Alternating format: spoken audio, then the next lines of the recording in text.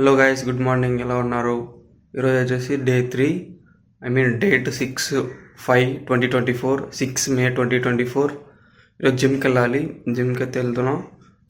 ఇంకా క్రియాటిన్ ఇంటే కదా తీసుకుంటున్నా. క్రియాటిన్ బాటిల్ అయితే కొత్తది తీసుకున్నాను. ఇంకా క్రియాటిన్ కొత్తది వచ్చింది. ఫ్లేవర్ వచ్చేసి ఇట్స్ లైక్ ఇది fruit punch flavour. I'm gonna take this and banana తిని జిమ్కి అయితే వెళ్దాం ఈ రోజుకి. మొన్నటికి అర్థమైంది ఏంటంటే ఇంటెన్సిటీ ఎక్కువ ఉండాలి అని అర్థమైంది వర్కౌట్. ఇట్స్ లైక్ నిన్న అది నడిచినాం కదా వెయిట్ పెట్టుకొని, ఆ రిజల్ట్ మొన్న స్క్వాట్ చేసిన రిజల్ట్ అసలు నిన్న అయితే నడవలేకపోయినా. అసలు అంత కష్టంగా నిండ థైస్ మాత్రము స్క్వాట్స్ ఇంపాక్ట్ వల్ల అనుకుంటా.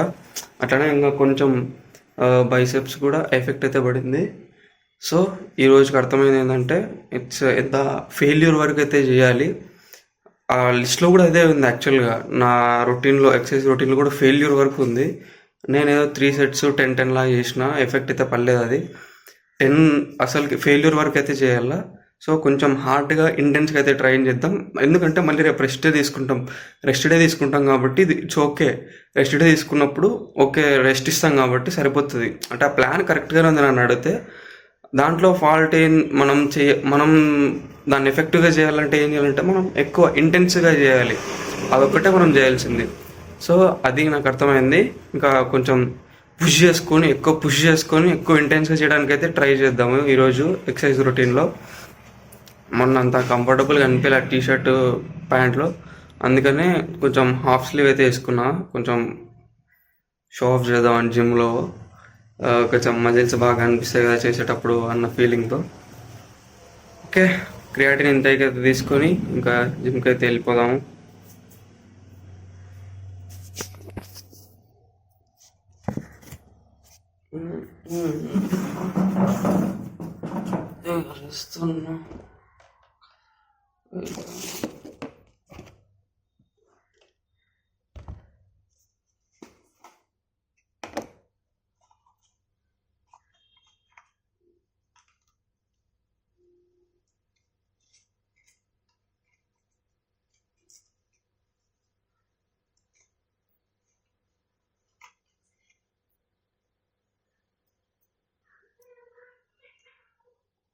అసలుకి ఫ్లేవర్ అంత డిఫరెంట్ కొడుతుంది. స్మెల్ ఏదో ఫ్రూట్ పంచ్ అని ఉంది. ఫ్లేవర్ అయితే కంప్లీట్ డిఫరెంట్ కొడుతుంది ఫ్లేవర్ అయితే.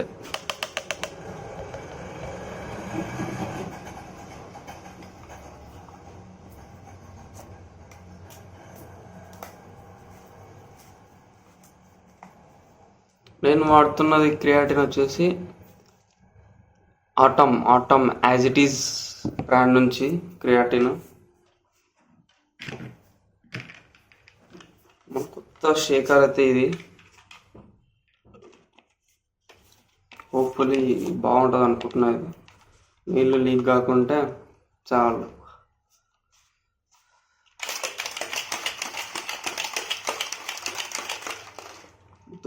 మ్యాన్, ఇది కూడా నీళ్ళు లీక్ అవుతుంది.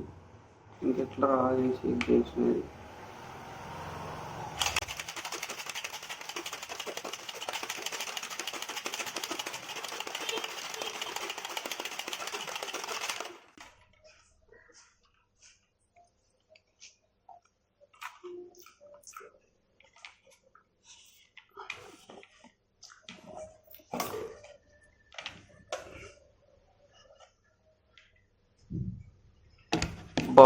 స్మెల్ డిఫరెంట్ ఉంది అసలుకి. ఇదేదో ఫ్రూట్ పంచ్ అంట.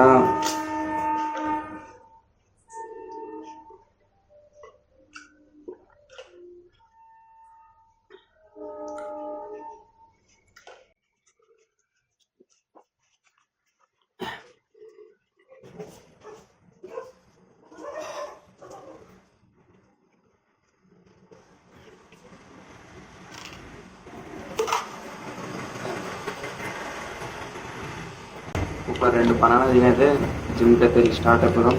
కొంచెం ఛార్జింగ్ అయితే పెట్టాలి ఫోన్కి. నైట్ అంతా పెట్టినా కూడా ఛార్జింగ్ ఎక్కలే.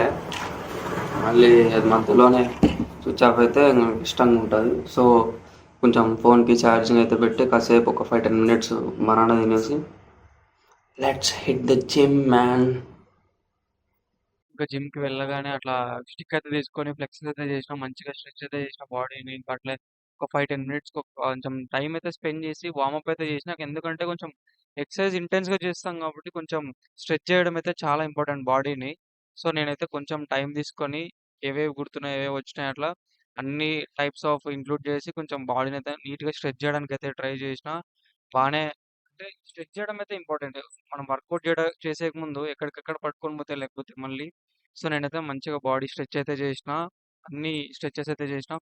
ఆఫ్టర్ దట్ ఇంకా హ్యాంగింగ్ గూడా చేసినా. యాక్టివ్ హ్యాంగ్ నాకు కొంచెం చెప్పినా ఇంతకు ముందు డిస్కస్ చేసినట్టు కొంచెం షోల్డర్‌కి కొంచెం పెయిన్ ఉండుండే. సో, కొంచెం అట్లా యాక్టివ్ హ్యాంగ్ అంటారు దాన్ని. యాక్టివ్ హ్యాంగ్ అయితే చేసినా. ఇంగ పోవడం ఇంకా వార్మప్‌కి కొంచెం ఫస్టు ఈరోజైతే ఏం చేద్దాం అనుకున్నా అంటే పుల్లప్స్‌కి వెయిటెడ్ పుల్లప్స్ చేద్దాం అనుకున్నా. దానికంటే ముందు నేను ఫస్ట్‌గా వార్మప్ కోసమని 10 పుల్లప్స్ అయితే చేసినా నార్మల్ పుల్లప్స్. జస్టు అంటే వెయిట్ ఏం లేకుండా ఇట్స్ లైక్ ఆల్రెడీ నేను 1 మంత్ నుంచి పుల్లప్స్ చేస్తూనే ఉన్నా. నా పుల్లప్ స్ట్రెంత్ పెరిగిందనే ఉద్దేశంతో ఈరోజైతే వెయిట్ యాడ్ చేద్దామని అని అనుకున్నా. దానికి వార్మప్‌గా ఫస్ట్ 10 అయితే చేసినా. కాకపోతే ఐ డోంట్ నో వై ఇక్కడ రాడ్ వేరే ఉన్నది. ఇక్కడ రాడ్ వేరే ఉన్నది గదా! కొంచెం డిఫరెన్స్ అయితే వచ్చింది. చేయలేకపోయినా. మళ్ళీ ఇంక ఎట్లన్నా గాని చేద్దాం అన్న ఉద్దేశంతో ఒక 2.5 కేజీస్ వెయిట్ అయితే యాడ్ చేసుకొని ఇంకా పుల్లప్స్ చేయడానికైతే ట్రై చేసినా. అసలకి కిల్లింగ్ పడింది. అసలకి వెయిట్ అయితే బాగా పడింది బ్యాక్ మీద. బాగా అంటే పుష్ చేసుకున్నాననమాట. చేయలేకపోయినాను యాక్చువల్లీ చెప్పాలంటే 2.5 కేజీస్ వెయిట్‌తో గూడా అసలకి ఒక్కొక్క రెప్ హ్యాంగ్ చేసుకుంటా, టైం తీసుకొని నీట్‌గా చేసినాను. మంచిగానే వచ్చింది. పడింది. అంటే టెన్షన్ బ్యాక్ మజిల్స్ మీద బాగా పడింది. ఒక 30 వరకైతే చేసినా వెయిటెడ్ పుల్ అప్స్. దానికి వార్మప్‌కి ఒక 10 పుల్ అప్స్ అయితే చేసినా. అట్లా అక్కడ ఇక్కడ చూసుకుంటా మొత్తానికైతే ఒక 30 పుల్ అప్స్ అయితే కంప్లీట్ చేసేసినా. After that directly heading into the bench press. Bench press అయితే గూడా సేమ్ అట్లనే ఫస్ట్ 5 కేజెస్ వెయిట్ పెట్టుకొని ఐ మీన్ ఈచ్ సైడ్ 5 పెట్టుకొని అంటే 10 కేజెస్ యేసుకొని లైట్ వెయిట్‌తోనే రెప్స్ అయితే జేసినా. ఫస్ట్ కొంచెం పోస్చర్ అయితే మంచిగా కూర్చొని ఒక 5, 10 కేజెస్ వెయిట్ పెట్టుకొని సెట్స్ అయితే జేసినా. ఫస్ట్ ఒక 10 రెప్స్ అయితే జేసినాను. ఆఫ్టర్ దట్ డైరెక్ట్‌లీ ఇంక నాకు వెయిట్ ఎట్లా పెట్టుకోవాలని తెలిసింది గదా! నా వెయిట్ ఏంటి అనేది. ఆఫ్టర్ దట్ 20 కేజెస్ అయితే పెట్టుకొని చేసేసిన డైరెక్ట్‌గా. ఒక 3 సెట్స్ అయితే చేసినా. మంచిగా పడింది. టెన్షన్ అయితే దట్స్ ఇంకా ఆల్. మన వర్కౌట్ రొటీన్ అయితే కంప్లీట్ అయింది. యాక్చువల్‌గా రికార్డ్ చేద్దాం అనుకున్నా. కాకపోతే నా ఫోన్‌లో స్టోరేజ్ అయితే అయిపోయింది. ఇంక ఇంటికొచ్చి మా అన్న ఫోన్‌లో అయితే ఆఫ్టర్ వర్కౌట్ రికార్డ్ చేస్తున్నాను. మాక్సిమం నిన్న మార్నింగ్ అది వర్కౌట్ చేయకముందు డిస్కస్ చేసినట్టే మాక్సిమం అయితే ట్రై చేసిన పుష్ చేసుకోవడానికి, కాన్ఫిడెంట్‌గా ఎక్కువ ఇంటెన్స్‌గా చేయడానికి అయితే ట్రై చేసిన. ఎక్కువ వెయిట్స్ అయితే లిఫ్ట్ చేయడానికి అయితే ట్రై చేసిన. So that's the thing. Bench press గురించి మాట్లాడుకుంటే ఫస్ట్ 10 కేజెస్తో అయితే వార్మప్ చేసిన, లైట్ వార్మప్ చేసిన. తర్వాత నెక్స్ట్ వచ్చేసి 20 కేజెస్ పెట్టుకొని 3 సెట్స్ అయితే చేసిన. అసలుకి వేరే కిల్లింగ్ వచ్చింది. అసలుకి ఇక్కడ టెన్షన్ పడ్డం అయితే సూపర్ పడింది. అట్లనే స్క్వాట్స్ చేసిన.